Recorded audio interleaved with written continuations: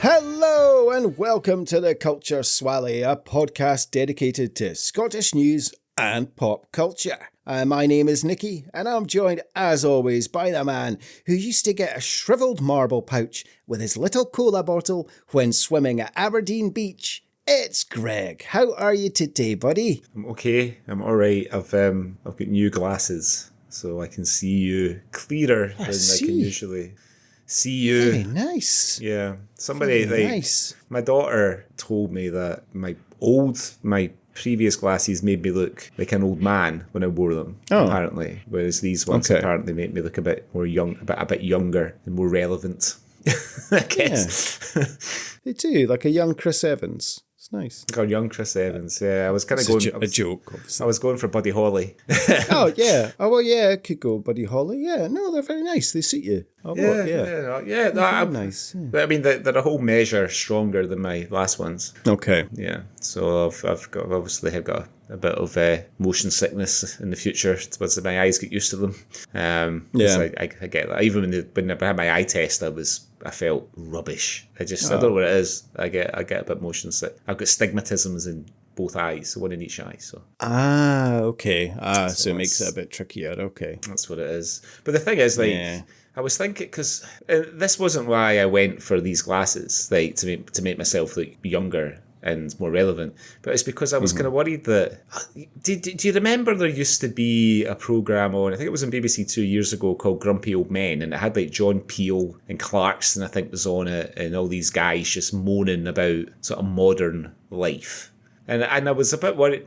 That I was maybe becoming a bit like that, because like I'm finding some things really triggering. Like the expression hits different for whatever reason. And I've got a friend, so I'm not going to name because she sometimes listens to the podcast, although she's going to know who I'm talking about when she hears this episode. She's a bit of a prolific Instagram stories. She does. She doesn't post on the grid, but she very often does. And it's always like, the coffee hits different in this place and all that. I'm just like, oh, come on. And or people who post like photographs from their night out with the phrase "about last night," that's annoying. People who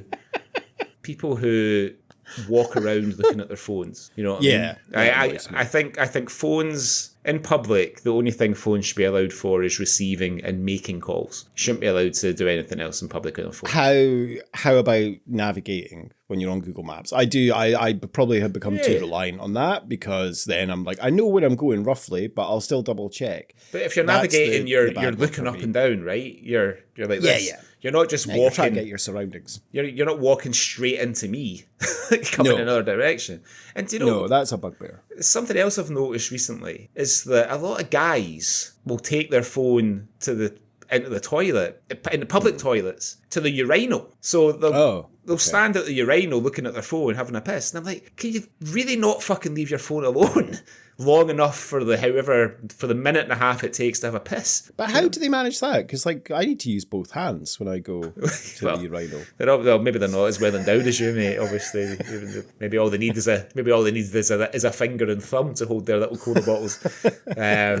But I was kind of thinking, oh fucking hell! They don't become one of those guys. It's like, oh, everything's shite now, and everything was better when I was young. So I was quite pleased when my daughter said my glasses made me look younger. I thought, well, maybe it's an opportunity to perhaps reset my mindset and my attitude towards certain practices and people. I don't think, maybe it does come with old age, and sort of you see standards that you would see fitting, slipping and stuff. I do kind of remember, I never watched it, but I do remember that Grumpy Old. Yeah, I never watched that. I probably saw bits of it, maybe.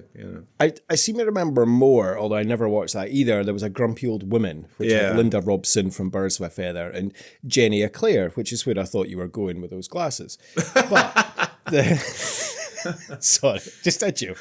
But yeah, I get you. I have noticed things. A perfect example, a couple of weeks ago, I was in Scotland. We were out it was like lunchtime, having lunch somewhere. And there was these three guys at a table, maybe 2 tables down, students. And they were watching a video on their phone out loud. And I don't know what it was. They just triggered something. And it was just, I could feel my piss boil levels rising and rising. and rising. And when your head's like, I'm going to go over with my AirPods and say, oh, hey guys, do you want this to listen to?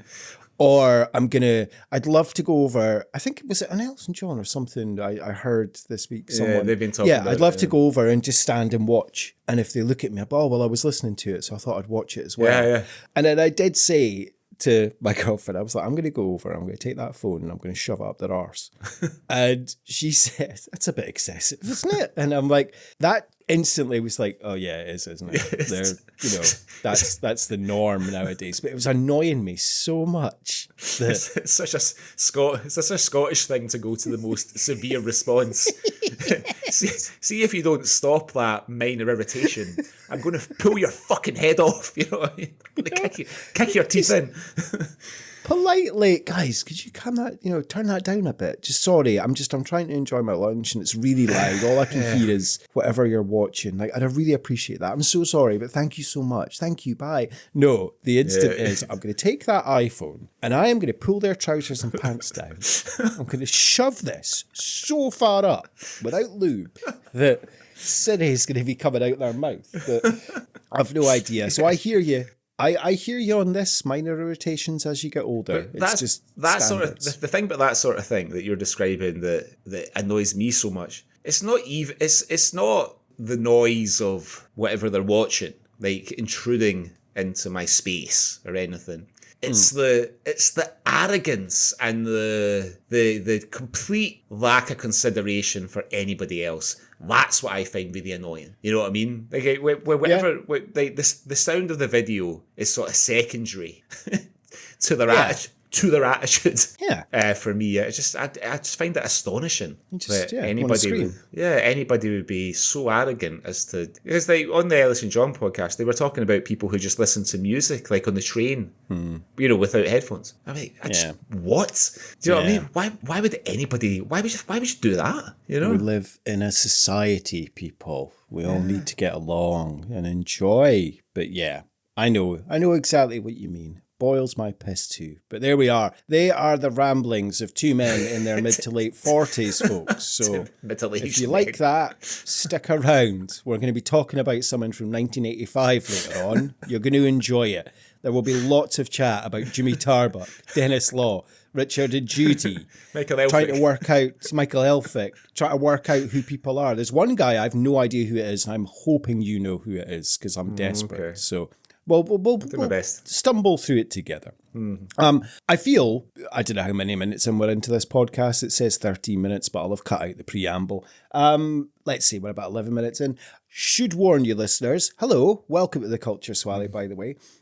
We're in a weird time loop here. So this episode, Greg, comes out, and I haven't designed this. This is the way the episode comes out at the same time every fortnight. This will come out just as the second half of Scotland versus Brazil is kicking off, right?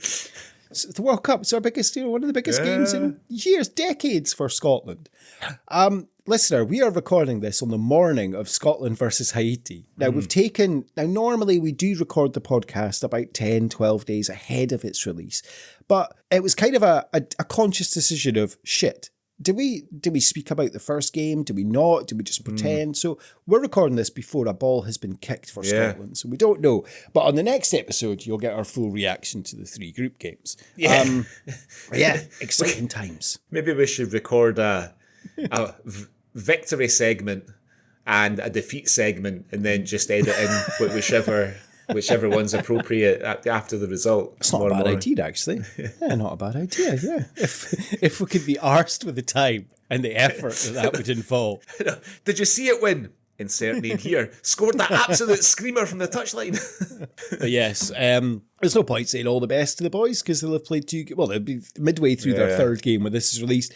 All three games will have been played when most people have listened to this. So yeah, it's exciting times, but I guess we're still going to be speaking a lot about the World Cup, but yeah, in this weird time loop, but there we are. I know you're not a fan of him. The guy who does the biased commentary for the games. I know he's...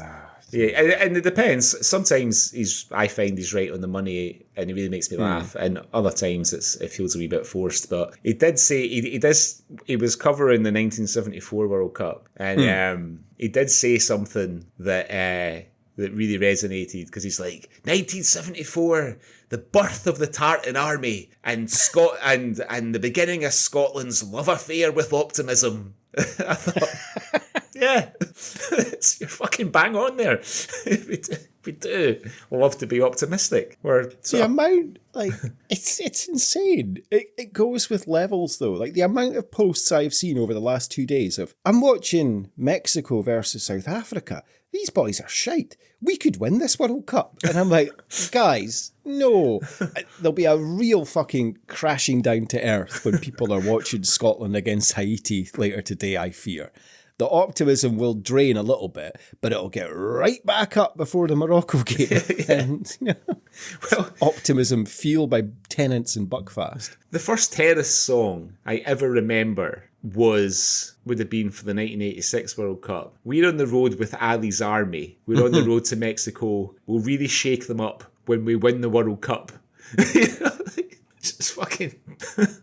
I was explaining this to my girlfriend the other week about 1978, and I was like, we had a song about the World Cup, we're going to the Argentines, we'll really shake them up when we win the World Cup. And she's like, really? You really thought you'd win the World Cup? And I'm like, yeah. I wasn't born in 78. I was like, but from everything I've seen, yes, genuinely believed we were going to go and win the World Cup. Like, genuinely.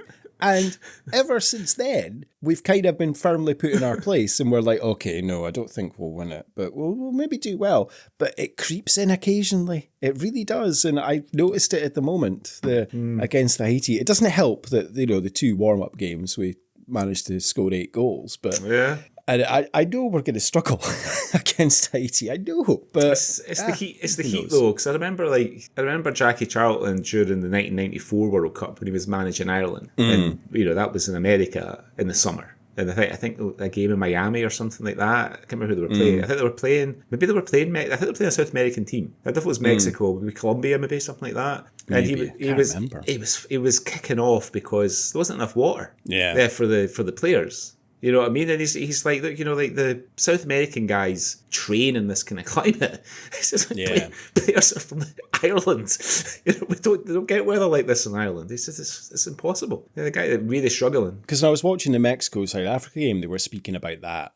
Did it stop for a hydration break after 20 minutes? Well, they're doing that for every game. They did that in the Scotland-Curacao game I went to. Because they were training for it. And I'm like, it's fucking pissing with rain in Glasgow on a Saturday. They just open their mouths. It's 1:20 in the afternoon and it's fucking 14 degrees, but they were having a water break so that they could prepare. I think it's more for the players to get used to it, and it's also for the water boys. The water boys? You saw the whole of the moon. It's for the water boys to get training for giving out the water and stuff. So, but yeah, it's a farce. But they were saying that the stadium in Mexico, like it's the equivalent to, I think it was like 1 3/4 Ben Nevis, like where they're playing, like the peak of that. And I was like, fucking hell. I don't know how Grant Hanley's going to get on playing up there. He'll be blowing out his arse. So, like, yeah, it's going to be interesting. But hey, we're okay. The first couple of games in Boston should be okay. But then we are playing Brazil in Miami. That's going to be a fucking whole different kettle of fish. I mean, when I was in Boston, when I visited there years ago, we were there in August, and it was hot as hell. Yeah. It was really hot. And I think we're in a taxi, and I heard the taxi driver had the radio on, and the DJ was saying it was like expected to be the hottest summer in Massachusetts for 9 years. For 9 years. Like, fucking hell. But when I was in Mexico City, of course, about 3 years ago, and I think Mexico City is something like 2,500 meters above sea level. So it's like it's one of those places where you kind of sit on the end of the bed and bend down to tie your shoelaces, and you get a bit dizzy, because it's so. Denver is like that as well. It's like the highest place in America. both literally and figuratively, because they're the first state to legalise weed in Colorado. But yeah, it was the same when we were there as well. It's like, it's high, you know. Yeah, the Ali McCoy was on commentary and they were speaking about it, and he said, Christ, like going up to the gantry, like I felt lightheaded, we're so high. And I was like, it's probably all the pies and the booze, Ali, you fat cunt. Yes. Yes, probably fucking 24 bottles of Budweiser you drank on the plane the way over. But we wish all the best to Scotland in their games. We do. Yeah, as I say, this will come out after, but never mind. We're all ready. Yeah. But before that, shall we have a look at what's been happening in the news in Scotland over the last couple of weeks, Greg? We will. We shall. Cue the jingle. I forgot my line there. The only line that I need to remember for every episode.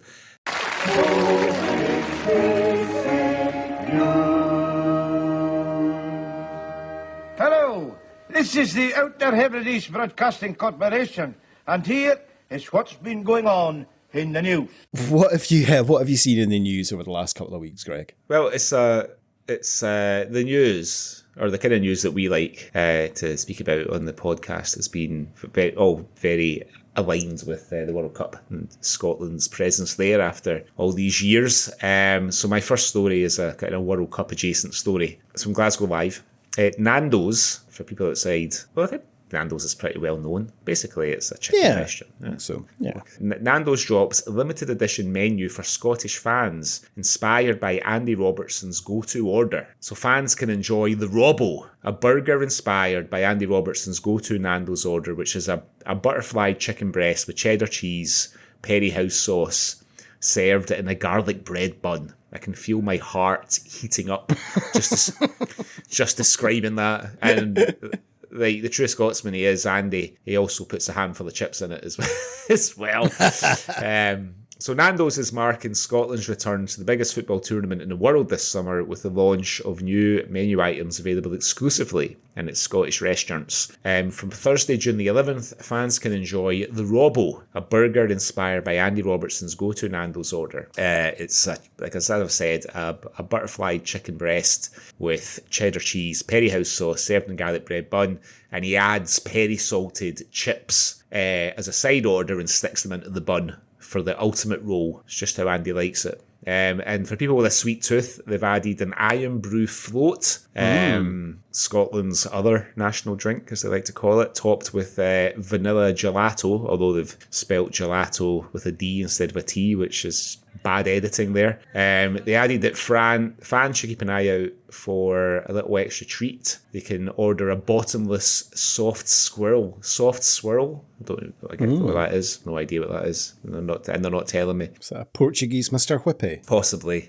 They're helping their fans turn their match predictions into free food all tournament with the launch of extra hot takes. So before key home nation games, Nando's rewards customers will be given 3 predictions in their also known as hot takes, sent straight to their inbox. And if they pick the right one and it happens in the game, they can bag a reward. And now I feel like I'm just advertising Nando's, so I'm going to stop. But yeah, I mean, I had a couple of beers last night, and I could probably smash that sandwich right now. But we Nando's would go down really well at the minute, but I know that I would pay for it, like, with my heart and my health. I've never had a Nando's. Have you not? Well, you're not likely to have one now because you're a vegetarian. No, and Nando's doesn't exist in the Netherlands. They don't. There's not a single Nando's in the Netherlands. I don't know why, but yeah, I've never had a Nando's. No, I have had, and I do like. I used to buy. You get it from the expat shop here. They do the Nando's sauces. Yes, there's a garlic peri. Yes, that I do like that. That's really nice on some rice or some vegetables or substitute chicken. I'm sure it's lovely on chicken, which is what it's meant for.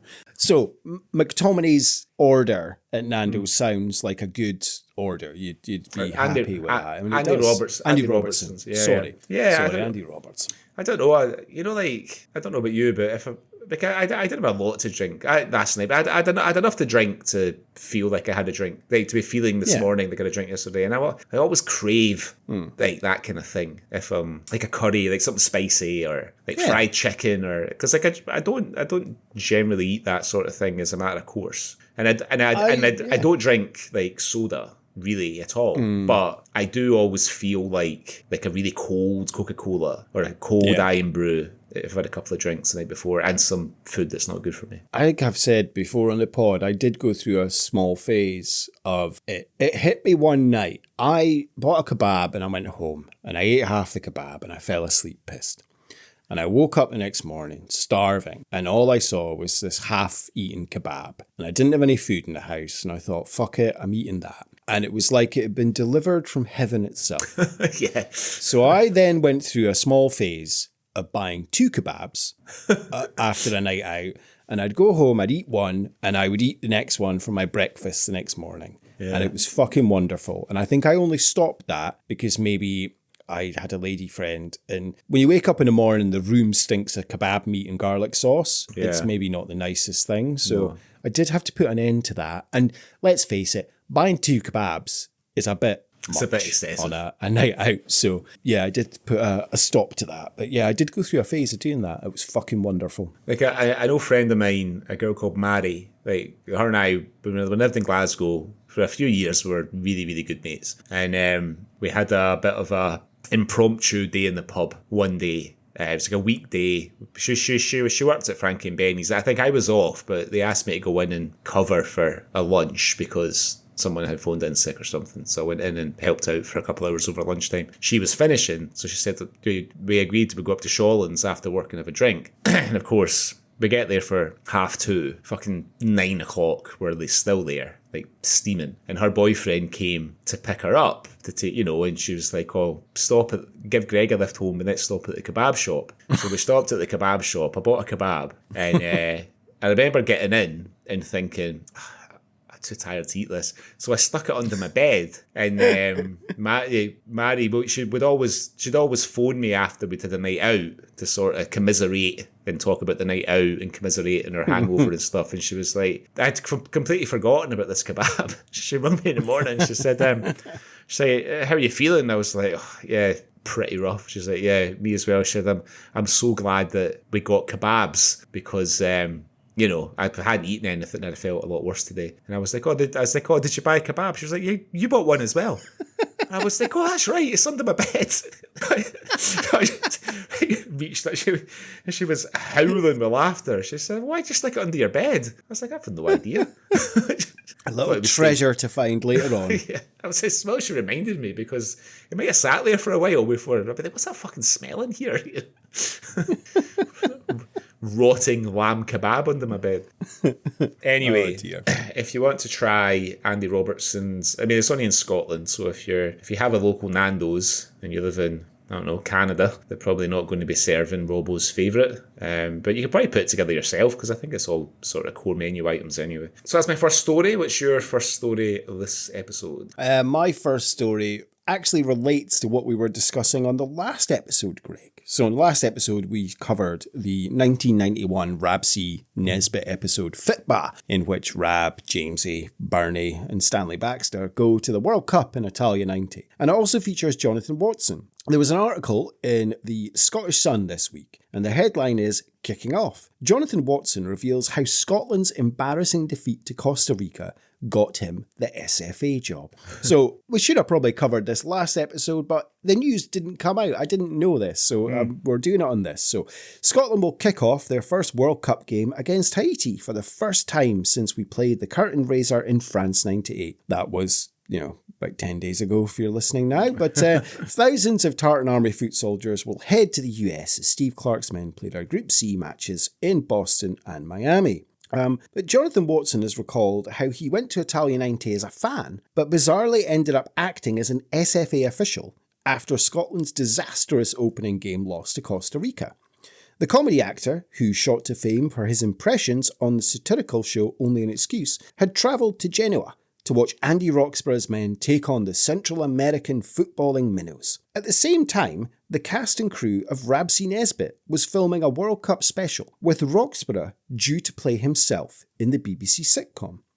But after the embarrassment of the 1-0 defeat, the SFA pulled the plug on the manager's cameo, leaving Jonathan to take his place instead.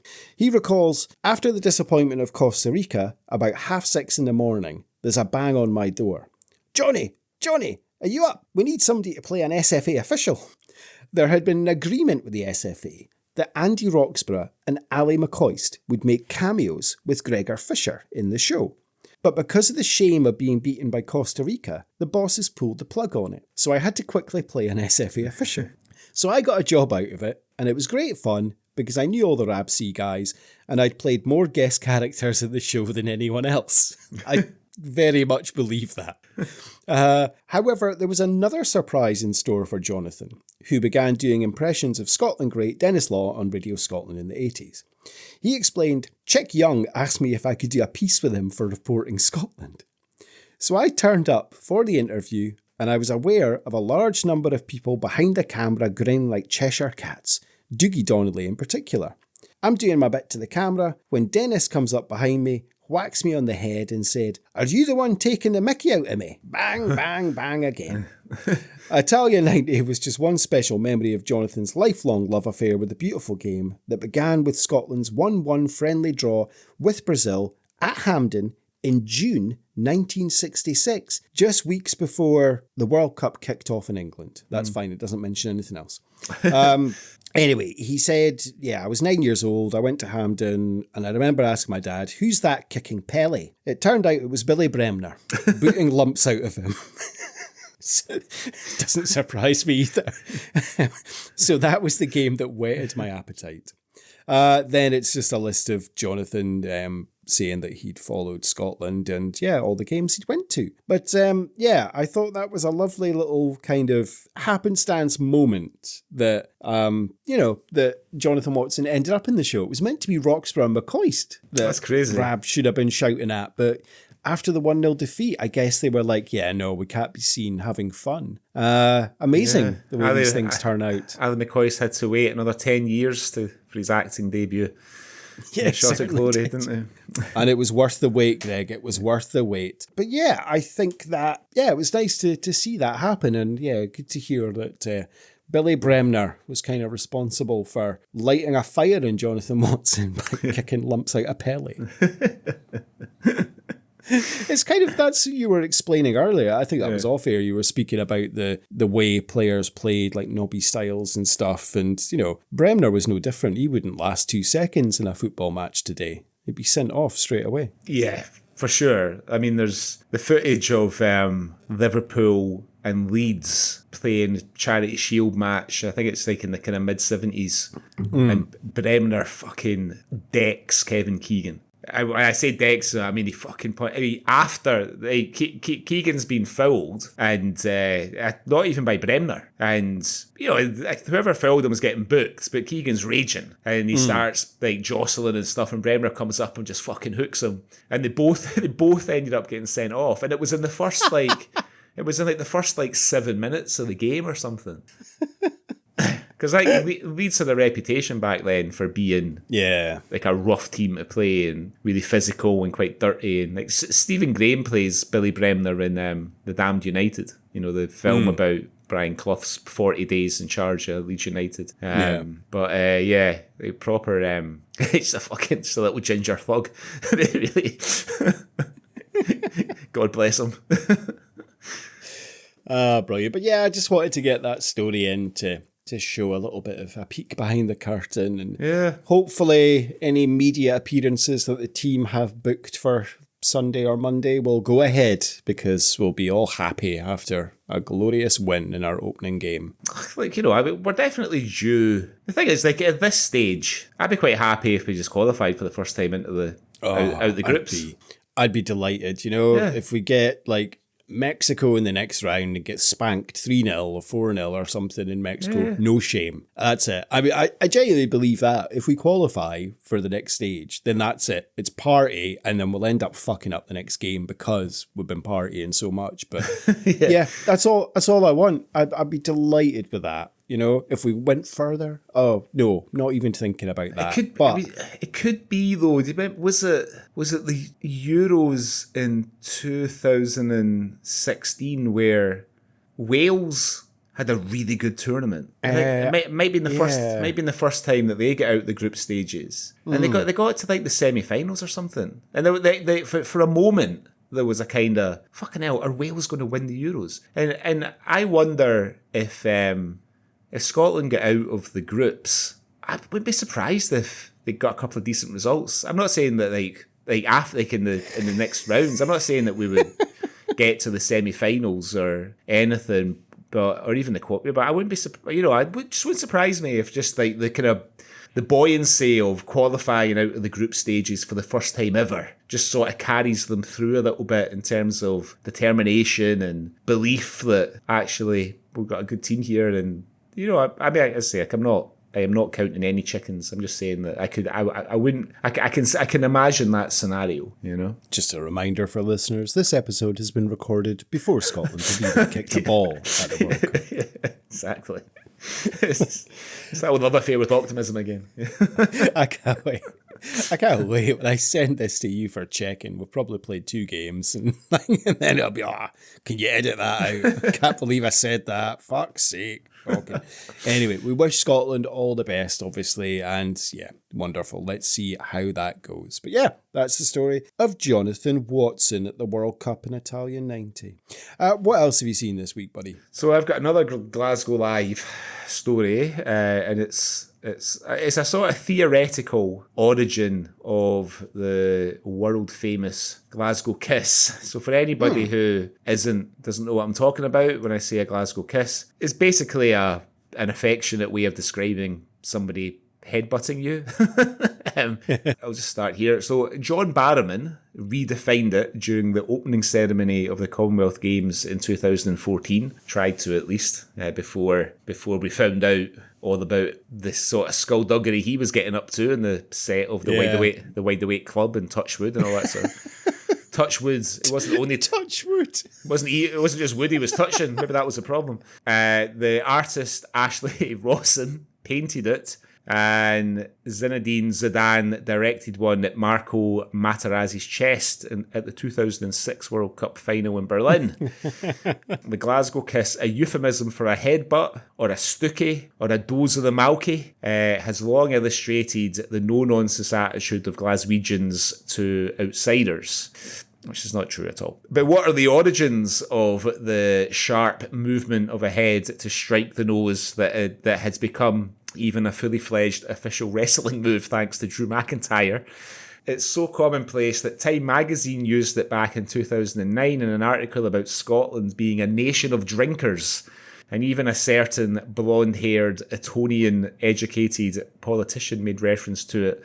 And as far away as New Zealand while in government business, joking that a traditional Maori greeting could be misinterpreted in a Glasgow pub. He's such a prick, Boris Johnson, honestly.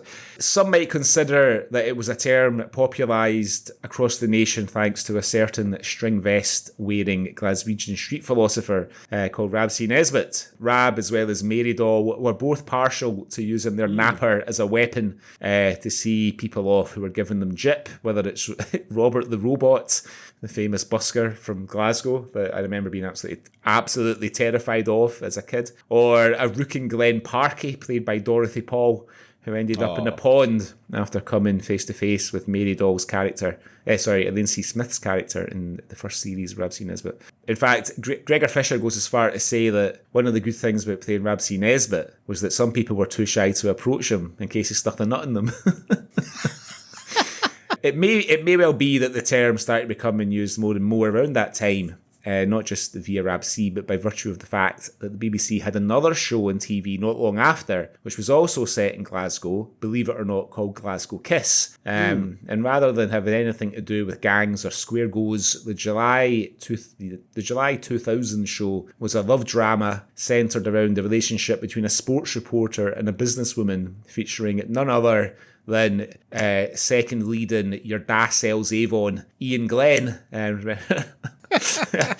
Your Da Sells Avon is an unrealised film that Nikki and I came up with a few years ago.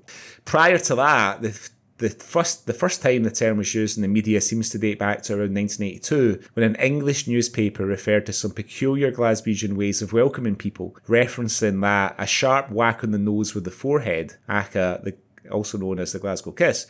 There's also the belief that it dates back to Glasgow's infamous razor gangs, with the Glasgow Kiss having similar origins to that of the handshake, which for historic purposes was done to prevent an enemy from going for their sword. Although in the case of meeting a potential enemy in a Glasgow street, the Glasgow Kiss was an assault technique used to stop someone reaching for their razor. I almost said reaching for their laser there. Yeah, you did.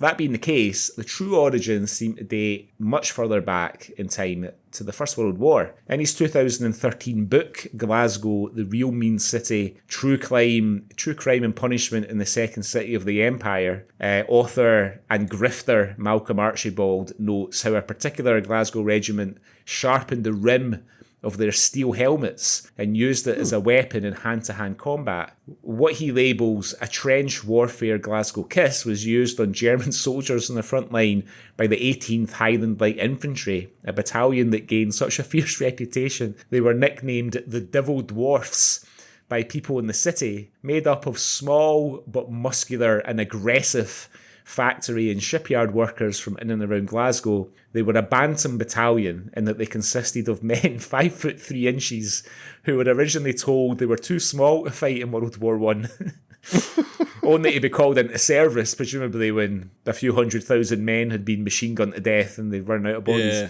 Involved in frequent bar brawls in Glasgow, their record for general mischief saw them achieve a reputation that eclipsed their sister battalions in the Highland Light Infantry, so much so that Sidney Allison, in his 1981 book The Bantam, said that their quarrelsome reputation was legendary and that they were zestfully as ready to a punch-up with a pub full of English soldiers as to storm a German trench. The Glasgow Bantams landed at Havre in 1916 and fought at the Battle of, I want to say this right, Basington Ridge. The fighting for Arrowhead Copse and Maltshorn Farm and Faithmont Farm. Yet in early 1917 they suffered terrible casualties, which meant that after medical inspection they ceased to be a Bantam formation and they were absorbing the Glasgow Yeomanry to become the 18th Royal Glasgow Yeomanry Battalion. Heroes for downing their tools in Glasgow to put their lives on the line for their country. Other than the Razor Gangs or Rabsy Nesbitt, the Glasgow Kiss has their name written all over it, and so it should. So I just got, imagine being a German soldier. Your trench is like overcome by what essentially are child-sized fucking hard bastards. Like, try to slice you with their helmets and sticking the nut on you. You'd be like, fucking, mein Gott, indeed. I mean, it does. I've just got, I guess, because we've been speaking about footballers and stuff, I've just got images in my head of like Lothar Matthäus or Manuel Neuer and Billy Bremner just and Tosh McKinley and Archie Gemmell like charging at them. Yeah, exactly. What the fuck do I do with this little round man? I don't know. Gott in Himmel. Fucking. I think that's when you would start to be thinking, I don't know if we're going to win this war. You know what I mean? Fucking allies have got this secret weapon that they've just unleashed on us. You know, keep your mustard gas. I'm more worried about the fucking mad Scottish bastards that they're sending over with their sharpened hats. I don't know. We were attacked by these savage pygmies. I don't know. yes. Savage white pygmies. All this ginger hair. And every one of them had a cigarette in his lips. It's a lovely story about how the Glasgow Kiss originated, and that's very nice to know, because it is something that is very synonymous. And if I think of Rabsy Nesbitt, given the Glasgow Kiss or the Severe Malky is one of the first things you think about. You think about his rants, you think obviously Jamesy and Mary Doll, but you think about the headbutts that he dished out, and it was always a funny part of the episode. I remember loving that episode with Dorothy Paul, where Elaine C. Smith headbutts her into the duck pond. Fucking beautiful. But it's a wonderful little tale of how the Glasgow Kiss came to be. And Glasgow's a very friendly city for anyone who's not been there. You shouldn't let this undeserved reputation put you off. It's nothing like that. It's just it's a part of the Glasgow culture and the banter, a wee little kiss, just to let you know. But yeah, it's true, because Drew does use it in WWE. It was funny listening to Michael Cole, the commentator, and the Glasgow Kiss from the Scottish psychopath. It's always weird. But lovely as well at the same time. Yeah. It's nice to see. Wonder if there'll be a few Glasgow Kisses getting dished out in Boston over the weekend. Somebody told me, lovers, not fighters. Somebody told me yesterday that there was more players booked in that first game on Thursday night than for the whole tournament in Qatar. Is that right? Really? That doesn't sound right. I don't know. No, there was 3 red cards, but maybe it was red card. Maybe there was more red cards. Maybe, yeah. Maybe there wasn't many red cards in Qatar. Maybe that sounds about right. Everyone was on their best behaviour, too scared in case they get locked up in the jail. You can be sent to jail for willfully drawing blood in these Arabic countries. You know what I mean? So you got to be careful, even if you're a multi-millionaire footballer. Yeah. Tattooing your studs down somebody's calf, a little bit of blood there, you could find yourself in hot water. If it was deemed to be intentional, which it almost certainly would have been. Terrible. Yeah. Absolutely terrible. Anyway, so there's a wee history, a little history of violence there for our listeners. What's your next story this week? My next story, you know what? I'm going to do a very, very quick one. I'm just literally going to read the article and then get on to what we want to talk about, because it's another news story. So this is from BBC Sport, Greg, yesterday, and the headline is Scottish Rugby has imposed a 12-month ban on Alloa RFC president Alan Stewart attending matches following an after-dinner speech described as racist, homophobic and sexist. Stewart has also been suspended from holding any role within the game over the same time period. Multiple objections were made following remarks by Stewart during Musselburgh RFC's annual dinner on the 18th of April. Stewart, who can appeal against the decision, has been instructed to undergo equality, diversity and inclusion training. In April, the board of Musselburgh RFC issued an apology to those who attended, saying, "We particularly wish to recognise and acknowledge the hurt caused to our women's team, who we are extremely proud of and whom we are committed to providing a safe and nurturing environment." So fuck knows what Alan Stewart has said in his speech, but it's something that's got him a year-long ban and is described as racist, homophobic and sexist. Why do they always think that inclusion training is going to cure somebody who's obviously got some really outdated attitudes towards diversity and minorities, and it's probably a bit of a wank. Inclusion training is not going to make any difference at all. It's going to make the sad old cunt more bitter and more against, then he's going to be saying, oh, it's those fucking pink-haired lesbians that are making me go on this course. I'd like to point out that is me pretending to be Alan. Yes. That is not the views of me or the Culture Swally. If you're a first-time listener, you would know Greg and I are very... We love lesbians. Yeah, we do, yeah. They're the Aberdonians of the LGBTQ world. Fucking hell, that made me laugh last night for a long time. I was almost on the floor. My mate Tim was like, "Wait, what are you laughing at?" And Tim's from Bath, and I was like, "I would tell you, but you're not really going to get it. You won't get it because unless you're intimate with Aberdeen." Honestly, I was howling. Yeah, when I read that, I was like, "Oh, this is too good not to share. I have to send this." However, enough about old racist rugby fogies. What I'd like to talk about is something good for the last news story. And it's from the Daily Record yesterday. And it is the Tartan Army superhero, Craig Ferguson. Not Craig Ferguson, the comedian and talk show host, but a lad called Craig Ferguson, who has raised more than £1 million for mental health. He's been doing a 3,000-mile tartan trek across the United States, and he broke down in tears yesterday after he smashed his goal of raising £1 million for Scottish Action for Mental Health, and he arrived in Boston yesterday after a 3,000-mile trek. He set off in February, departing Santa Monica in California before walking and running the equivalent of more than 120 marathons across the country in just over 100 days. Craig will officially complete the challenge tomorrow, so today 10 days ago when you listen to this, when he arrives at the Gillette Stadium ahead of Scotland's opening match against Haiti.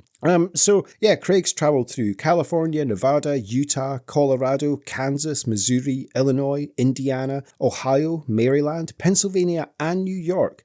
And he's encountered extreme weather, punishing terrain, physical exhaustion, and hopefully a few pints and shags along the way. John Swinney, the Scottish government, donated £400,000, which helped him reach his goal. He got public backing from high-profile figures, including Kenny Dalglish, Jamie Murray, Lewis Capaldi, and he even met Touchwood actor John Barrowman just a few weeks into his epic journey. I'm amazed he survived to tell the tale. I wonder, I wonder if John Barrowman touched his own wood in front of him. Yeah.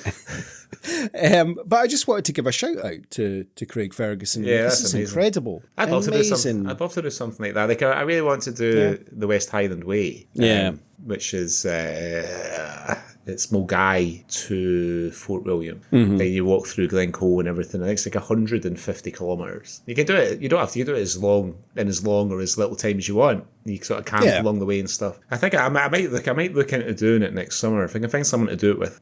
Yeah. I might do it next summer, or maybe the summer after, because I think because like next year is probably the last year that the kids are going to want to come on holiday with us. So well, we could do a live pod from the West Highland Way tour. We do it together. Culture Swally boys on tour.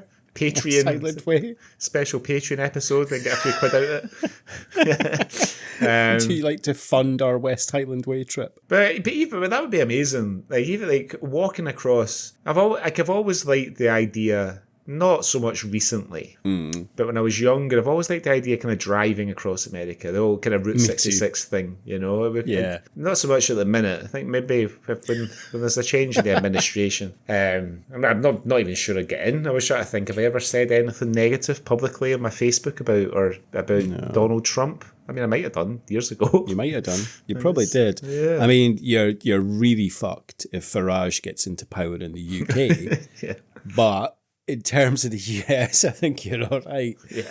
It's funny. I was just thinking about this the other day, watching like the build up and stuff of the World Cup and everything. And obviously a lot of us, we hark back to USA 94 because that's the last time the World Cup was in America. Yeah. Now, obviously it's very different time, different ages. I was only 13, but I remember feeling such goodwill for the States and, it looks amazing and all this. And the reason I'm saying this is because it links back. It's the same as you.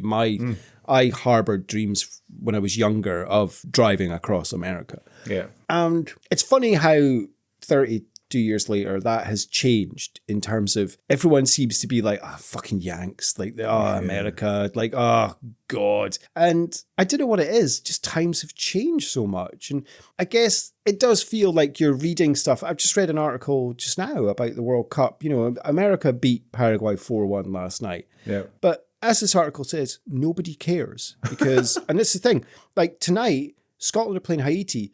No one in America will watch that game because they're all going to be watching the NBA finals. Knicks versus Spurs. And the Knicks could win the title today or the championship, whatever you call it.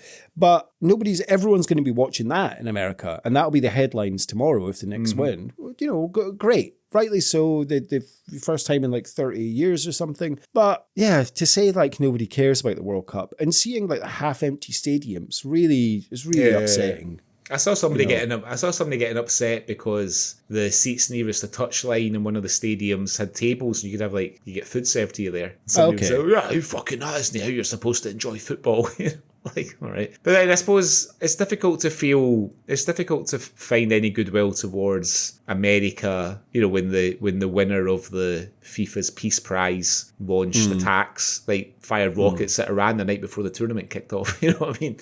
I know what you mean about the US, and I think it's because, back then, we only really saw the good side of America because it would be like in films or it would be on TV shows, and maybe there'd be a bit of negativity in the news, but the news wasn't on all the time. There wasn't rolling news. It was just if you happened to catch the news when it went out. Now, because of social media and rolling news and everything, we're a lot more exposed to the negative stuff in America, and it's sort of come to eclipse any positivity about the place. Because I mean, I've always quite enjoyed going to America. I've been fortunate that I've been quite a lot of times through work and, well, vacations to begin with, but through work, and I've been to different parts of the US. I've been to New York, I've been to Denver, I've been to Arizona, I've been to Boston, I've been to Miami, Florida, Orlando. So I've seen like a lot of different parts of the country, and I've always enjoyed it. I've always liked it. Yeah. And I was looking forward to going to San Diego. So I was supposed to go in March, but it was cancelled because of the conflict and everything. I was going to be going to San Diego, which we had never been before, and then Atlanta, where I'd also never been. I was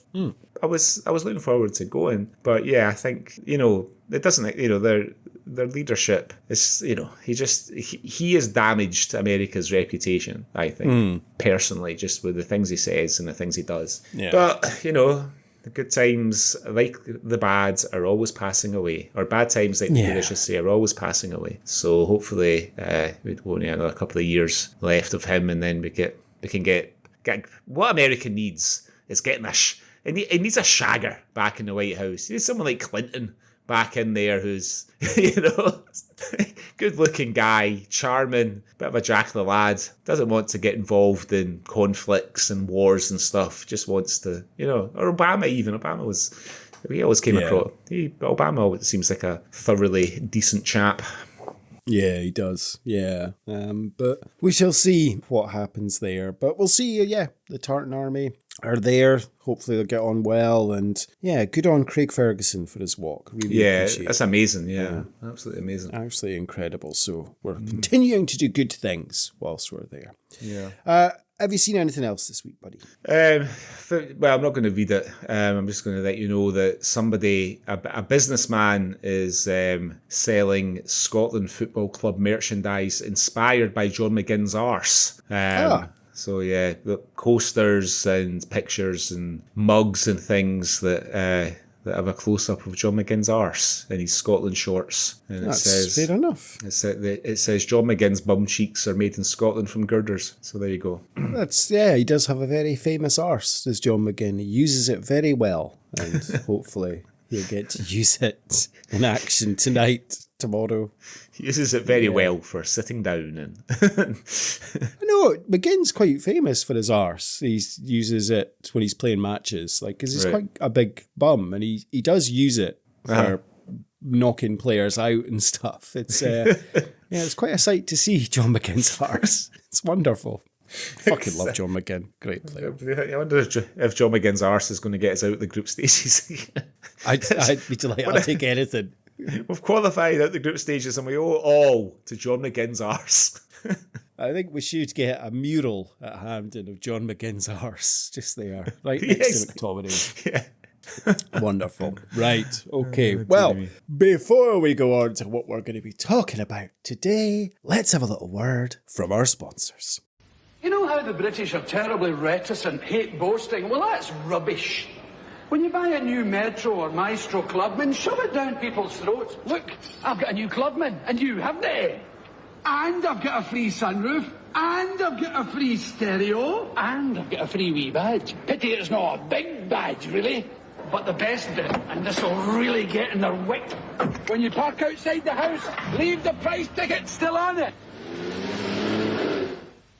Okay, Greg, so it was your choice on this episode of what we're going to be discussing, so why don't you tell us what we're going to be talking about for the next hour or so? So you could be forgiven for thinking that we've become a bit of a football podcast as we've closed in on the World Cup. So I'm bringing everyone right back to a bit of Scottish culture. I've picked what is my, by a long way, favourite stand-up show. And not just of this stand-up show, of this comedian, but of any stand-up show I've ever seen. I've picked the 1985 London Weekend Television's audience with Billy Connolly, where the legendary Scottish comedian performs to a room primarily filled with the brightest and best of British entertainment in the mid-80s, and we'll be talking about the audience as much as we talk about the show, I would imagine. But the version so there's two versions of this. There's the version that was broadcast, which you can find it on the ITV iPlayer. The version that I picked was the uncut version, which has got a lot more content in it. There's a few more routines, and crucially there's the Q&A with the celebrities at the end, which I don't think, not as many. I think the original one maybe didn't have the Q&A, or it didn't have as many cues perhaps.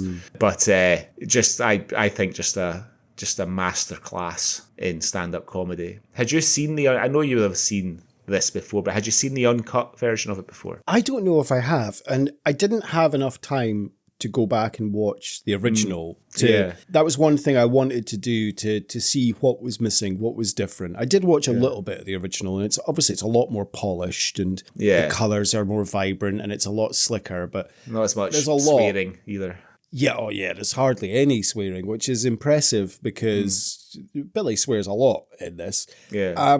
There's probably, I can't remember if I've seen the uncut. I feel like I have, but I don't know. Because there was certain parts that I'm like, yeah, I remember this, but I don't know, to be totally honest. But it was great to watch this. It was just amazing. I know we did Billy quite recently, but it's great to see him again in this. And this is obviously before the Billy and Albert. And I had written down, I think this is, I know we mentioned it a bit in Billy Albert, but I think this is peak. This is Billy at the peak of his powers. It's just before he goes to America. It's before he's sober. And I genuinely think this is Billy. And for him to, the uncut is an hour and 40 odd minutes long. Yeah. Of Billy, he doesn't even take a sip of water. No, he doesn't, does he? It's non-stop. You always see comedians, they have, maybe do 40 minutes at the most. They've always got a drink. They always pause, or there's a break. You could see them try to remember. Billy doesn't stop talking for the whole hour, 40 minutes. Even when there's a couple of points you can tell he's forgotten what he's meant to say next, but he just rambles and covers it and then gets back and then goes off. It's a fucking masterclass in having an audience just eating out the palm of your hand. I mean, he famously, he doesn't perform stand-up comedy anymore, unfortunately, because he's 84 and he has Parkinson's disease, unfortunately. He famously never wrote his routines. He'd have a couple of things that he wanted to talk about, and then he would just develop them over the shows. It would just talk more about the add on until they became. But I mean, in this, because we did Billy and Albert a few months ago, and I hadn't watched any live Billy Connolly for a while before we did Billy and Albert. And so when I watched this, I hadn't seen this for a while, but this was the very first stand-up show of his I ever saw. I remember it's a whole story. And I was about 16, I think, and I was in Glasgow visiting my cousin.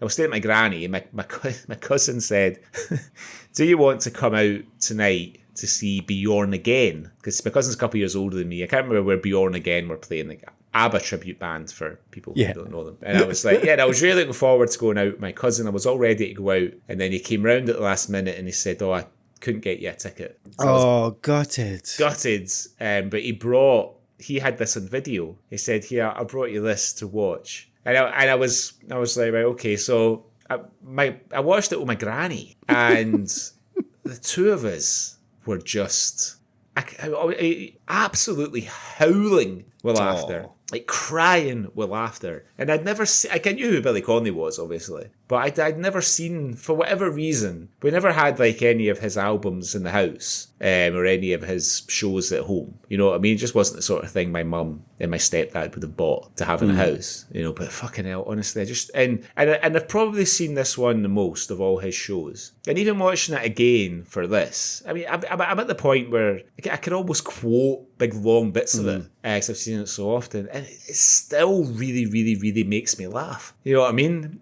It just is, and it's such a. I was watching and I was thinking, do you know what a fucking power he has? Because he just he just seems entirely at home in this, in a way that, I remember when we spoke about Billy and Albert, they said there was bits when he seemed a wee bit, maybe, I don't want to say nervous, but a bit uncertain in Billy and Albert. And we're like, well, maybe it's because the size of the venue and the history of the venue and all that kind of thing. Maybe that was what it was. But here, he's in a TV studio. Undoubtedly, a lot of the celebrities in the crowd are friends or acquaintances of his. And he's got them absolutely howling with laughter. Like Wincy Willis, Ann Diamond at one point, Julie Walters and Barbara Dixon. I mean, I thought Barbara Dixon was going to fall out of her chair at one point. Like, what a gift just to be able to entertain people like that. It's amazing. I do find that this is probably, I don't want to say the most accessible Billy, but it is in a way, in terms of, because this was on ITV. Yeah. There's nobody like a target. No, Billy's not like that anyway. He doesn't target or offend people. What I mean by accessible is his early stuff, is a lot of, maybe folk songs, and he talks about things like the crucifixion or the last and things that might offend some people. And then latterly, like Billy and Albert, and I have written here, there is a shift. You can see that this is the start of the shift almost in Billy. He starts speaking about how famous he is and how much money he has. Yeah. Now, in Billy and Albert, that's a lot. He does speak about that quite a bit. Whereas in this, it's very noticeable. It's just the beginning that he's speaking about stuff, and it's letting people in a little bit on that. But I think that this is very accessible in terms of some of the content and stuff he's speaking. It's a lot, very relatable. It's funny. It's poking fun. But he is doing, I think in the Billy and Albert, that's quite famously one of the first sober shows that he did. And I think he's nervous, and you can see, and it's maybe thinking, can I do this? This is him, exactly as you say, with all his pals at the peak of his powers. And one thing Billy loves doing is showing off. And that's him. But this, you could just feel it in the energy in this show from him, from the audience. He's just performing and entertaining a group of people. And to see like Bob Hoskins just beetroot red, laughing, fucking Rick Parfitt with a brass on his arm, smoking a fag. I'm just like, take me back. Like, this is amazing. It's wonderful to see like all of the people in the audience, but to see them all just enjoying themselves so much and letting their hair down. And Billy just had absolute gentleman with him. Like when he's speaking to Doris Stokes, it's fucking it's wonderful. I'd forgotten about Doris Stokes. But yeah, it's a very accessible show, and I think that's why it's so wonderful to watch and so popular. And I mean, we'll go into it, but there's so many little one-off lines or things that had me howling again. Just tiny little things that I just was in absolute tears at watching this again. Yeah, no, I mean, it's he's kind of, I guess it's a wee bit autobiographical, like his routine. Well, you kind of feel a little bit like maybe that's been his intention, is to talk about his upbringing and his early life, but he goes into these tangents, you know, like, because he talks about working in the shipyard and being in the Territorial Army. And then he kind of goes into, like, he ends up talking about how real people sing, you know, like, I mean, how interested he is in real people, and, you know, and thinking about how people have sex when he talks about the Guinness Book of Record. He's like, he's in the Guinness Book of Records for being like the world's greediest man or something like that. Yeah. It's amazing how he can shift to that. Like, exactly as you say, he's speaking about the shipyards, Territorial Army. Then, he goes off on a tangent about this story about a guy who replaced his toilet door with a different door. And I mean, that's so funny. His brother-in-law. And then, and then goes off about, you know, took him ages to lose his virginity. There's no correlation to any of these stories. It's as they pop into his head. And you can see this. And it's just fucking works. I mean, I did wonder at some point, but it's just Billy. Like, because of when this was filmed, and he does make reference to it slightly later on, do you think he was on a bit of ching when he was performing this? I don't really think about it, to be honest. Because like he's in his early 40s. I think he's born in 1942. two, I think. Two, Billy he Connolly. mentions, yeah. So, yeah, being in his early 40s. So, like, not younger than I am, but about the same age as you, right? You're a wee bit younger than you, actually, Well, as I'm well. 45, yeah. Yeah. And, so he's lived a life up to that point. And, he'd been like nationally famous in the UK for almost 10 years at that point. I think the famous Parkinson interview was 1976 or 75, 76, something like that, when he told the joke that kind of made him famous, basically. You know what I mean? But I watched I came across on YouTube the other day that full interview, because they only ever show you him telling the joke. Yeah. But you can see the whole interview on YouTube, and he tells a story of going to Cyprus with the Territorial Army. But what's interesting, like we're talking about things being built up and stuff. So when he tells a story on Parkinson, he mentions how he sort of fell on his arse. And he says he was walking like a giraffe and all this kind of thing, like a giraffe having a drink. But then when he tells that story on this, he's come up with two brilliant lines to augment it. The first one being, "I jumped out the first plane I was ever in," which is just really funny. And the second one being that, because he mentions, well, the guy that we caught worked next to me in the shipyard. He said, I could have ambushed him. I could have ambushed him in the canteen. Whereas what he says in the show is, I could have snuck up on him in the canteen and saved the country a fortune. You know what I mean? So like, it's a good example of him just like having a bit and just adding a wee bit to it and stuff. But his accent is so broad in that Parkinson's interview. Like, he's not making any sort of allowances, and it's amazing because they're all laughing at him. And I'm thinking, well, he's using like some real Glaswegian terminology and words and things. But this is filmed in London, and I'm assuming probably predominantly English audience. Yeah. And they're howling with laughter at him. I think it's wonderful that you've just pointed out in terms of the evolution of the joke, that he is constantly working on the material and adding things and, retracting things that will make it funnier. And I did find it interesting that he does say, at one point in this show, like, I've become the darling of the chat show. Yeah. And I thought it was quite funny, and it's obviously just clever editing because I don't think it's the way that it was done, but he talks about how he just makes up stuff and he lies. And then it cuts to Parky with a face like thunder because it's almost like, and later on, Parky basically makes reference to like, I made your career type thing. Yeah. And it's quite funny because, of course, they do kind of go hand in hand. It's a somewhat, unfortunately ironic that Billy and Parky go hand in hand given his current health situation. But you do, when you think of Parkinson, you think of Billy Connolly. Yeah. Because it's just the way it's what made him famous. It's such a regular on his show as well. Yeah. I think when Parkinson did those, like, when would it have been? The late 2000s, he did this sort of farewell series when he was retiring, and he had Billy Connolly on. There's a really funny interview with Billy Connolly and Tom Cruise and Parkinson when they're promoting The Last Samurai. Have you seen that? No, I don't think so. Watch it. Tom Cruise is fucking doubled up. Oh, so really? Yeah, because Cruise is on. He's out first, so he has his conversation with Parkinson first, and then they bring Billy Connolly out.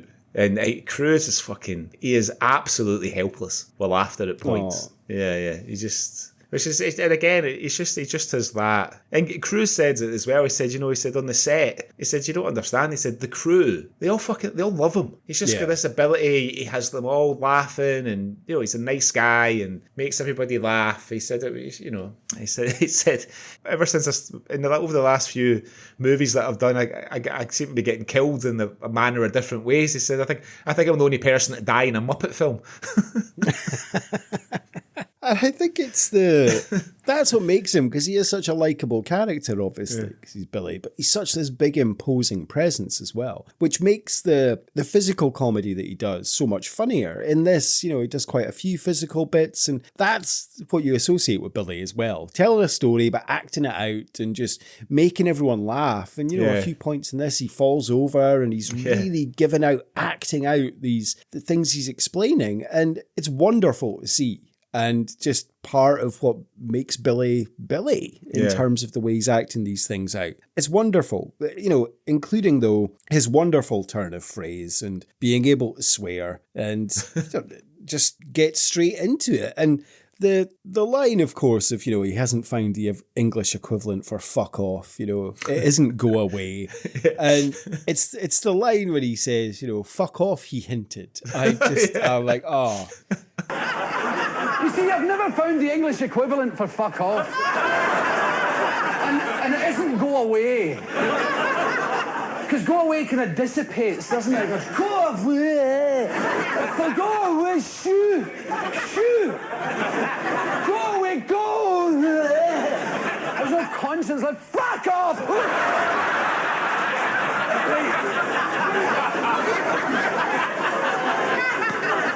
It always works, And you never read, fuck off, he hinted. So simple, but so beautifully done.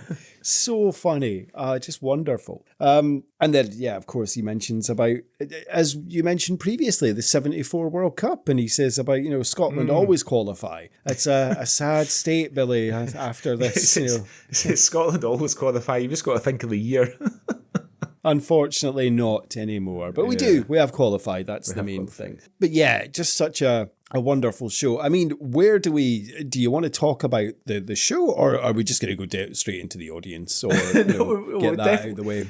We definitely will come on to the audience. I think he did another audience with when he was sort of ending his stand-up. So I think because I saw a documentary about him, or he made a documentary called Made in Scotland a few years ago, and where he sort of talks about his life and what Scotland means to him, and he hangs out with John Byrne for a bit. They go to the Burrow, I think they went to the Burrow collection or the Kelvin Grove or something like that. And he said that, like you mentioned a minute ago, he's quite a physical comedian. Like he does physically express himself, and and he'll take a fall and everything. And he's with Parkinson's disease, he wasn't able to do that. And somebody was saying, that last show, that last audience that they saw him in, they said he was obviously brilliant, but you got a sense of his frustration because as he's talking, he wants to be moving and he can't. He's just staying in the same place. But that was the show where he tells everybody, which as you've probably heard, I've got Parkinson's disease, and I wish he'd kept it to his fucking self.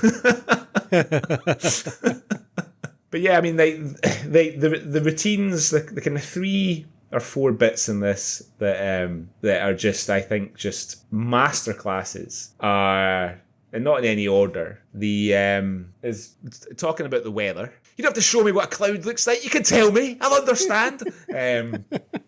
When he's telling about the story about his brother-in-law who's the postman. And I mean, fuck it, honestly. The way Scottish people sing, and of course, probably the bit that that this is the most famous for, like the Saturday morning newspaper adverts for the weird products, which obviously he finishes it with the incontinence knickers, which, I mean, I don't think I've ever shown that to somebody who hasn't died laughing. It's so funny. And it's so puerile and childish, really, as well. But it's just the way he acts it all out is so funny. And it's the act out. And it's the build-up of the items, the random items he's coming out with. And then for me, when it comes to the big slipper, you're thinking, okay, this can't get any funnier. We all know exactly what he's just talking about, the big slipper. Yeah. And then to go on to the incontinence pants. Dog bags. Yeah, wonderful. Dog bags. God. It's what he says. They're always for these weird things that you'd never ever buy, like a combination coat hanger and cigarette lighter. Bowler hat with sleeves, that kind of thing. I have to agree with you on I'll agree with you on all of those. The Gaelic people always singing hello is just a mass, and it's not until you're like, oh yeah, right enough. Like it's always the hi. Do you notice that a lot of the celebrities, they kind of like unconsciously do it back? Like when Brian Glover's laughing, he does it back to him, and Roy Kinnear as well. He does it. He just can't help themselves, And then there's the Gaelic ones. You've probably seen them. They say hello to you all the time when they're singing.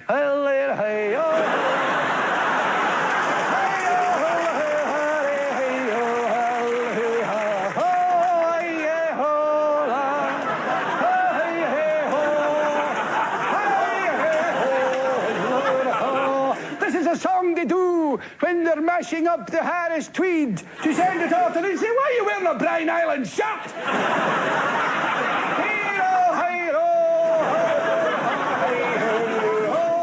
It's wonderful, but it's also the simple jokes that are relatable, that everyone can relate to and knows. That's what makes it so funny. Yeah. So the one that I really like is the Scottish mothers in terms of the, I'll give you a bike. I've got a bike. I'll pictures you, my boy. Yeah. It's so true. It was just the way it was, it seemed. That's just exactly. So when he's describing that, you're laughing because you're thinking, that's so true. That's so relatable. I totally get that. I understand that. The same as things in bygone era. Like, I loved when he's talking about getting a carry out and you'd have the bag with the brewery logo on it and you're just out looking for a party. And listen, the callback when he's like, I hear something, and you hear the, hey, hey. Anyfo.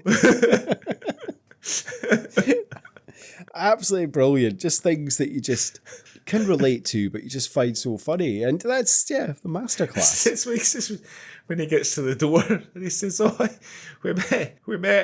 He said, "There's always a guy called Jimmy at the party." Like, "Oh, we met Jimmy down at the pub there." He said just to come in. So what did he look like? Oh yeah, he was a bit pissed, Oh, that'll be him. It's a guy upside down behind the telly.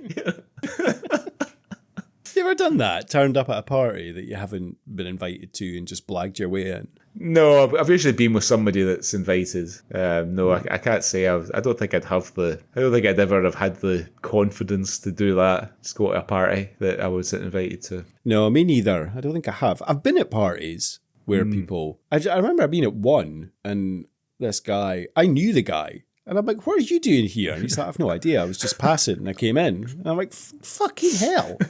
Like how... And it wasn't like someone I knew.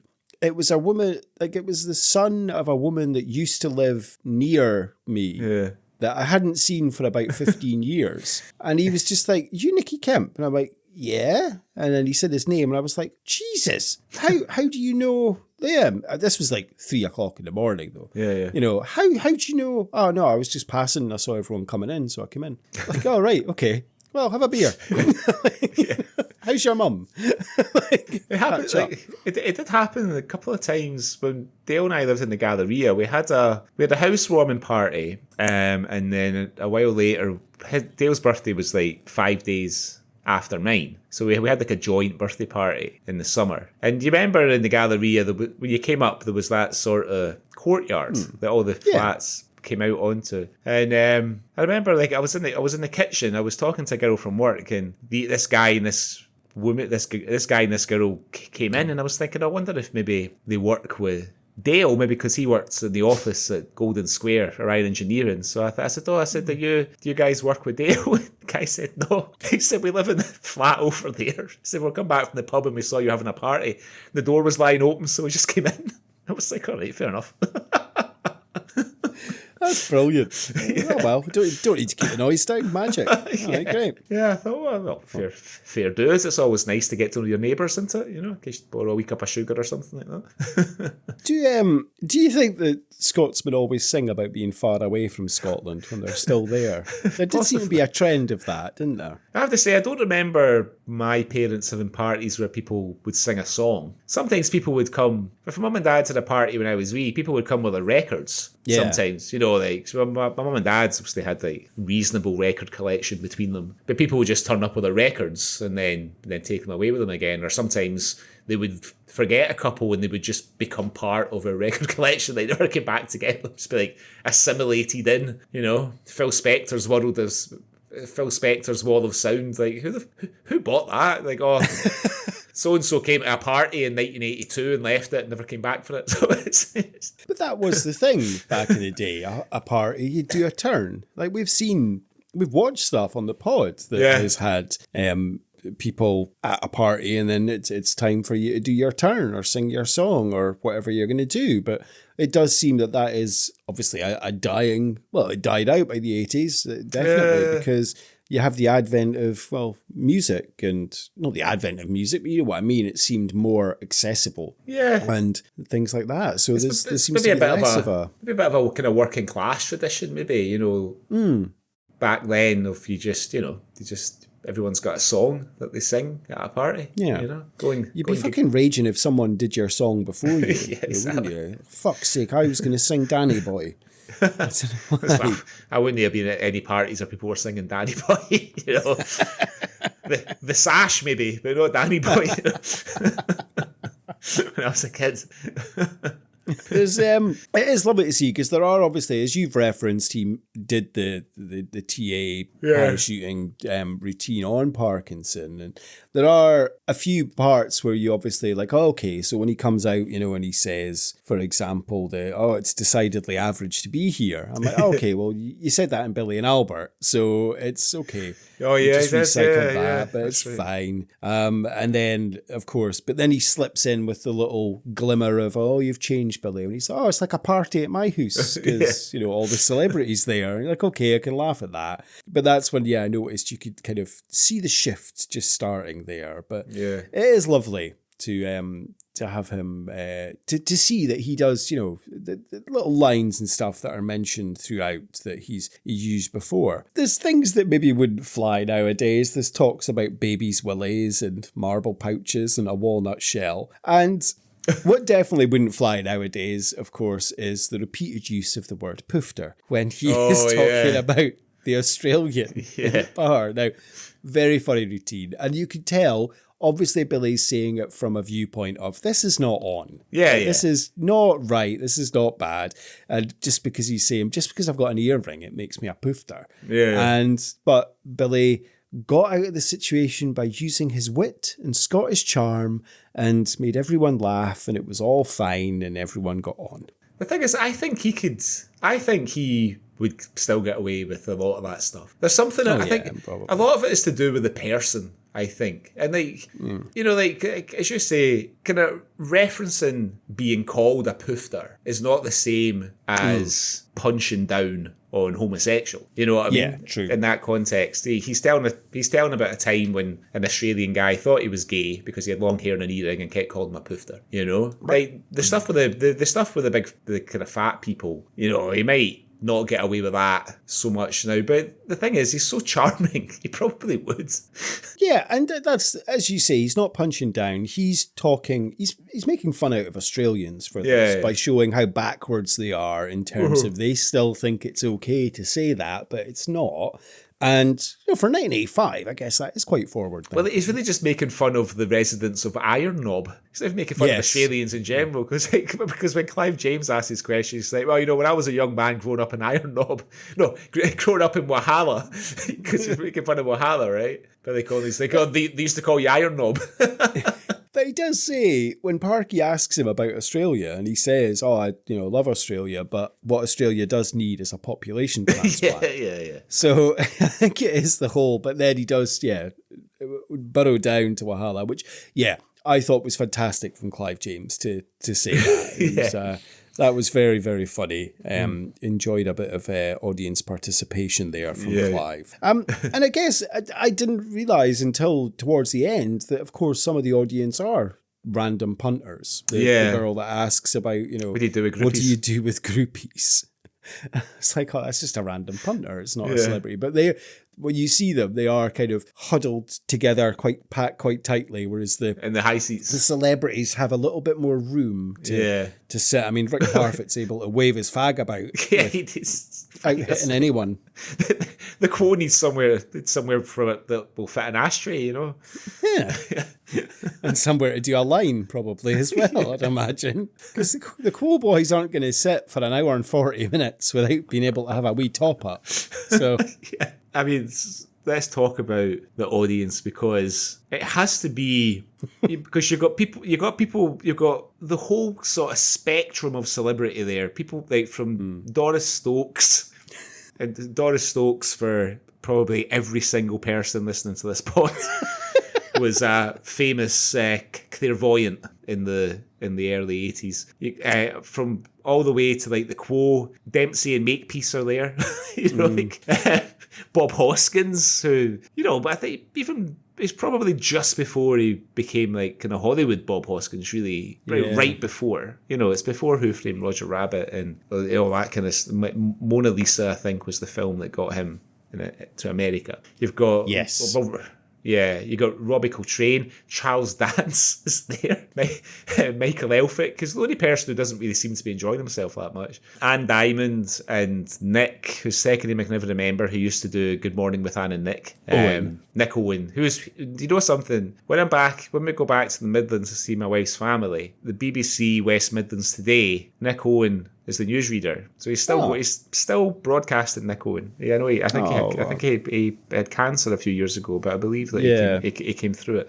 You got Barbara Dixon there, Julie Walters, Roger Taylor from Queen is there. Florella Benjamin looking like she's just docked. She's on shore leave. Yeah, I thought that, or she was away to start her shift at Scoops Ahoy or something, the ice cream shop. It's a brave choice of hat from Floella, but that was the 80s. That was the thing. I saw her being interviewed recently, and she looks exactly the same because she's Dame Florella Benjamin. I remember her presenting Play School when I was a kid. Yeah, that's where I remember her from. Fond memories. She hasn't aged at all. The voice is a bit deeper, but that's about it. But yeah, a whole host. I mean, Bob Geldof and Paula Yates in there. Yeah. There's Paul Nicholas, Samantha Fox, Ringo Starr. Christopher Quinton, Coronation Street. Brian Tilsley, page 3 model. That's it next to him. Now, there's a guy who, it cuts to him a few times. And I'm like, who is that? It was driving me nuts. He's a youngish, maybe looks, it's difficult to tell. It was the 80s. Like he looks 45, but he could have been 20. Yes. He's wearing a leather jacket and a moustache. And it's Barry McGuigan. Is it Barry McGuigan? Barry McGuigan. Of course it is. Now you say it. I'm like, oh yeah, of course it is. I couldn't work out who the fuck it was. He is having the night of his life. He is crying at some points. It's Barry McGuigan. I'll go back and look again and obviously clarify in my mind. But Barry McGuigan, as soon as you said that, I'm like, oh, of course it is. Who else was small with dark hair and moustache? Yeah. I mean, so okay. That makes sense. Because looking at him, I was like, he does not look out of place now. Like, if you told me it was like, that's Paul Mescal. It does look Connolly. It does look a bit like Paul Mescal, actually. Yeah. That's who I thought. And I'm like, well, obviously it's not. But I'm like, who the fuck is it? But yeah, Barry McGuigan. Fantastic. Okay. It's wonderful to see the different shots of all these audience members. So looking, let's be honest, some of them look rough as fuck. But it's so funny and it's so lovely to see, like Brian Glover, for example, just having the time of his life and enjoying himself. Wonderful. Selena Scott looking as only Selena Scott does. Joanna Lumley. Yes. Joanna was there, and it's a wonderful, but it's nice to see. Do you think they focused on some of the Scots, or just that we noticed that? So like Ian St. John and Dennis Law, they get featured quite a lot. Yeah. And I wondered if it was, and Selena Scott as well, I wondered if it was to show like Robbie Coltrane as well. But Robbie Coltrane he's a big fella, so if he's there, your eye is going to be drawn to him because he was a big imposing guy, right? He's howling as well, and it's like you can tell there's a lot of the bits that he does about Glasgow and Scotland really resonate with him, you know what I mean? Yeah. He's really laughs. No, it's lovely to see that. And they obviously were, probably friends and acquaintances, so it's nice to see him supporting Billy and being able to enjoy himself and laughing so much. And he says that, you can tell. Connolly says, I think when he said that he had just done a programme with Robbie Coltrane, he says, I just did a programme with Mr. Coltrane, and points to him, says, and we were talking about how normal people sing, he starts doing all that airy fall and all that kind of thing. And I thought, I wonder what the programme was that they did together. Oh yeah. I'll try and see if I can find out. Actually, yeah, that would definitely be interesting to have a look at. If it was a drama or a documentary or something to look. But I mean, at this point, so this is about the same time as Connolly was on the Kenny Everett show doing In the Brownies. In the Brownies, everybody is your friend in the Brownies. He's dressed up as a brownie, but he's got the big beard and the hair and everything. It's Kenny Everett. I mean, just, what a time. What a time it was to have all this comedy at our fingertips, and just a wonderful, good thing. I mean, I guess it's nostalgia to look back and see all these people and to see the comedy, but, it is almost you wouldn't get that nowadays, or we won't see that nowadays, or, you can't have that. But it's wonderful to see. It's lovely. I can't think of another comedian, either contemporary or otherwise, who seems to have so much kind of goodwill kind of pointed in their direction. Like, he always just seems to have a sort of this kind of effortless kind of charm where, I mean, bear in mind, he starts this show off by screaming "fuck," and fuck off and all that, and there are like older people in the audience, like Doris Stokes, for example. I mean, she's like a wee blue-rinse old lady at the back, who comes from a time where people wouldn't be screaming "fuck off" on stage. You know what I mean? But yet she's enjoying it as much as the comparatively younger Barry McGuigan or Brian Glover or whoever. He seems to be able to get away, like we're saying earlier on. He seems to be able to get away with things that I don't think modern comedians would get away with. There was a lot of people were kicking off. Well, I say that's not a lot of people. A woman who writes for the Metro, the free newspaper, and that you get in the bus and the train in the UK, has written this big article, all angry because Matt Lucas and Richard Ayoade are going to be in the next series of Taskmaster, right? Okay. It's just like, and she's mainly going after Matt Lucas. And it's all about the characters that he played in Little Britain, and you know what I mean, and all. And even though Matt Lucas has come out and said, if I was to do that show again, I wouldn't do those characters, because didn't we realise at the time, but with the benefit of hindsight, there was a bit of cruelty in those characters, and and because Richard Ayoade hasn't criticised Graham Lineman, because Graham Lineman wrote, he wrote the IT Crowd, which I guess gave Richard Ayoade his start in comedy and stuff. And I just think it must be so difficult. Ricky Gervais gets a lot of flack as well. And sometimes I think Ricky Gervais is really funny, and sometimes not as funny. I think he's better. I like his shows better, like Afterlife and The Office and Extras, more than his stand-up. Although that Animal stand-up that he did, the first one that he did, was incredibly funny. I thought really, really funny. But here he gets a bit of it, and it must be really difficult, because you can't really joke about what are deemed as social issues anymore. Or if you do, you have to be really careful about it and really choose your words carefully and stuff. But I mean, I think if Connolly was still performing stand-up in the way that he always performed it, I think he would get away with stuff. You know what I mean? He would get away with stuff that maybe like Josh Widdicombe wouldn't get away with, or Russell Howard wouldn't get away with, I agree completely with you. And I hadn't realised, I had seen a couple of weeks ago that it got leaked that, Matt Lucas and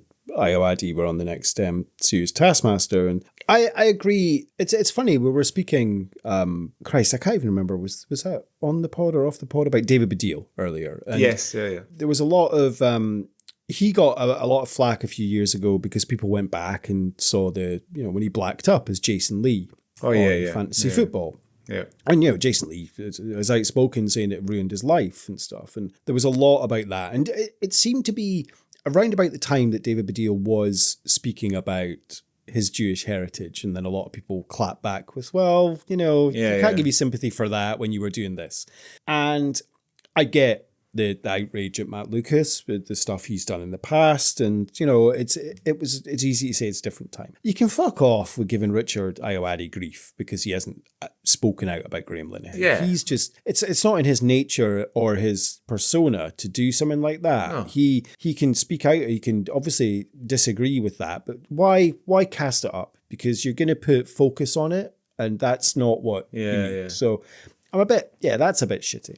I think Billy It's because of his persona as well. He can almost say anything and get away with anything. However, I think that when Billy's telling a story or a joke or something, it's usually about him or relates to someone or his brother-in-law or a guy I know or this guy, which makes it more relatable, and then you're more kind of believe it's true. And whenever he's punching down, and Billy doesn't punch down a lot, I don't think. No. He's making fun of himself or his world of Scotland or something, and it's something that we can all laugh at. I agree with you on Gervais. I think his shows are great. His stand-up, I've watched all of them, and I remember I watched the last one and I didn't laugh that much, and he does hit down on people, and that's part of his persona. It is funny, but I think with Billy, you're right, he can almost get away with anything he says, because it's the cheeky, it's just Billy, it's Billy, and It's taken a lot of years of, I guess, goodwill. It hasn't actually. Billy had that kind of almost, but it's because we've all grown up with him that can get away with anything and say anything. But is it because he's Scottish as well? Because I get Kevin Bridges doesn't say offensive stuff, but I'll laugh at probably anything he says. He's incredibly funny. He's so funny and hilarious, and he doesn't batter down on people either. When most of his jokes are relatable to him, or growing up Scottish, or, you know, a funny story or a mate of his from when he was younger, you know, Hoosrice. You know, it's fucking, you know, it's classic. It's absolute classic, but it's just that way. But it's exposing his, you know, fails and faults as well as Hoosrice. But you don't get that with a lot of comedians. And I do think that Billy has that. He's not a superior being in terms of that. He wants the audience to know he's with them. He's on their level. He's just telling a funny story. There will sometimes sneak in with, I'm so rich, I've got all these houses, I've got all this stuff, I'm famous. But at the end of the day, then he just goes back to a story about, you know, shortbread tins and stuff that makes everyone laugh, or calling the English Nigels, and, you know, does Jesus play for Tottenham Hotspur, Dad? It's, you know, in a funny way, he did. it's all relatable stuff as well, and I think you're right. He probably could get away with almost anything because it's just Billy, and it's the So the programme and audience with Billy wasn't the only comedian or celebrity to do it. Quite an eclectic and surprising list of people over the years. It started in 1980. The first person to do it was Barry Humphries as his Dame Edna character. Dudley Moore, Kenneth Williams both did it. Mel Brooks did it, which would be interesting. Joan Rivers, Peter Ustinov, Victoria Wood, Sooty, an audience with Sooty. I saw that and I'm like, I need to go back and watch a clip of that. I just can't think how that went down. Yeah. Started off pretty occasional, and then they kind of brought it back in the 90s, and they got a bit carried away. Had like an audience with Warren Mitchell as Alf Garnett. I'm sure what that's like. An audience with the Spice Girls, with Kylie Minogue, with Joe Pasquale. The last one was Kylie Minogue in 2023. That's the last one they did. I think it was a returning one for her. I think it's the second one she did, Kylie. I will. I'll save it for later because we've just done an audience with. But I did download an audience with, I think about a year or two ago, with a view to doing it on the pod. Okay. So coming in the future, I don't know when that will be. We will do an audience with Ronnie Corbett, but I think. We'll save that for maybe when we're in desperation stakes. But I don't think it'll beat Billy, that's for sure. I wonder if it's just lots of Ronnie sitting in a big chair telling a story. Much like I am now, actually. I think Ronnie Corbett is. You do. Yeah, touch of Corbett about you there. Thankfully, my feet are I've got the glasses fully on on. the ground. So, there we go. A combination. We just need Christopher MacArthur Boyd in and then we're sorted. But yeah, I think Billy will, just could get away with anything. I mean, it's a sad feeling. Over Christmas I watched the concert on BBC iPlayer that they did in Glasgow, the Big Banana Feet concert that Gavin Mitchell performed at and Elaine C. Smith performed at. And it was very sad at the end. They played a little message from Billy. You know, it's a sad thing. I'd written in my notes, like, well, I don't know if we'll ever see Billy publicly again, you know, in terms of the battle that he's going through, and, you know, I don't know if we'll ever see him again. I mean, he sent a voice message for the a girl, like a comedian, who she was voted like maybe Scottish Comedian of the Year or something. Because it's I think Susie McCabe has won it before. It's like the Billy Connolly Young Comedian Award or Comedian of the Year Award, and he does send a message, but his voice is very, he talks a bit slower and quieter and stuff now. And I think it's particularly jarring when we're so used to this big bombastic personality, and now he's not able to be as animated and things. And I don't know. What I was thinking was, I wonder if he'll ever go back to Scotland, because I know they moved to Florida because the climate's supposed to be better if you're struggling with that illness. And he just has a quiet life, just fishing and and his dog and his wife and blah blah blah. And I wonder if he'll go back to Scotland ever. Or if he'll just stay in America now. Yeah, it's strange. I don't know because it's you would think he would want to be, but I presumed it was very much for the weather and the climate that it's obviously better for his health, and he does love America, so I do wonder. But it would be one of those things like, will he ever return to Scotland? Will we ever see him again? That's the thing. But that's a bit of a depressing thought. Yeah, his wife.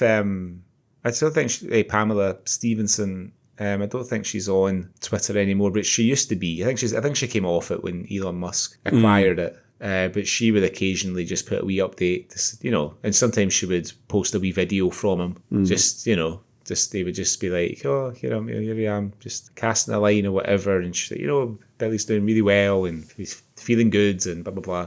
But I've not seen anything from her. But maybe that's because maybe she is still on Twitter, but my feed's just been invaded by pornography and videos of people having terrible accidents or being shot, because all that seems to come on my Twitter these days. When you type Billy C into Google, he's the third Billy that comes up. Is he really? It's shocking, isn't it? There's two Billy C's that are ahead of him. Who are the first two? I don't think they should be there. The first one is Billy Corgan, the lead singer of Smashing Pumpkins.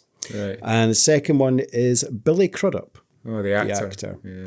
And then in fourth is Billy Crystal, who I would argue should be ahead of the other two, but not ahead of Connolly. But it's better known. Yeah, I find that a bit shocking that he was so low down, but never mind. We'll hopefully see if that rectifies. But a wonderful stand-up show and just brilliant. And I'm so annoyed I didn't recognise Barry McGuigan as well. Well, you can find it on, if you want to watch the uncut version of An Audience Billy Connolly, it is freely available on YouTube. There's a couple of different versions. One version is burned from a VHS, and the quality is not great. The sound's fine, but there's one or two better versions of it. We would normally we would be going through our Swally Awards, but I didn't prepare any because it's not really awardy, is it? Yeah. No, I mean, Cosmo, Billy Connolly, who won Billy Connolly, Scottish moment. I mean, Scotsman singing about being far away, and use of swearing, the English equivalent of fuck off isn't go away. That's pretty much it. There's no pubs, there's no nudity, there's no violence. The thing is, like, as the camera was panning the celebrity-studied audience, of which there are women like you mentioned, Selena Scott or Joanna Lumley, the acceptable in the 80s lads have they've sort of conditioned me, because my instinct when the camera lingers on Joanna Lumley is to go, whoa! Because that was such an 80s trope, wasn't it? Like, that whole kind of Benny Hill type thing is nice, and they do it all the time because it was such an 80s thing.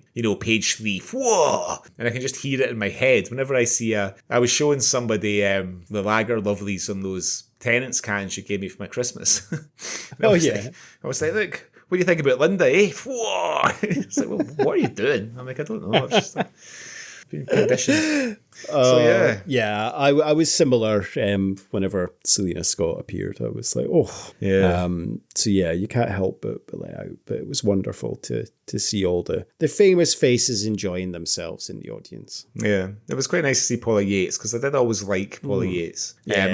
I'm watching the 3-part documentary about Live Aid that came on BBC a couple of years ago. Yeah. So the first episode is all about the single "Do They Know It's Christmas?" and Bob Geldof going to Africa and Bob Geldof calling the Ethiopian leader a cunt to his face. I do have a lot of time for Bob Geldof. But the second episode is about the concert, the first Live Aid concert. I think the third episode is about Live 8 in 2005, I think. Oh, yeah, okay. I've not watched the whole of the first episode, but basically, he's announcing who is going to be playing at Live Aid. Before he's even asked half of them if they'll play, and he's like, and the Who. So like it shows you the press conference, him and Harvey Goldstein and Geldof. I was like, and the Who have agreed to reform to play the concert. And then it cuts to Pete Townsend, and Pete Townsend's, we weren't reforming. We just couldn't say no. He just wouldn't let us say no to it. It's so funny. He's like, no, that's we were never getting back together. Back then. Wow. Yeah, we were just bullied into doing it by Geldof, basically. It's like the power of Geldof. The power of Geldof. Yeah, I really like Bob Geldof. Anyway, if you want to watch that, it's the BBC iPlayer. But if you want to watch An Audience with Billy Connolly, there's a few options on YouTube, but I think you can get it on the ITV player, but I don't think you'll get the uncut version on the ITV player. I think it will be the hour version, which is basically just Billy going through his. Yeah. It's not even all his routines. Some of it's cut out. Like the postman bit is not in it.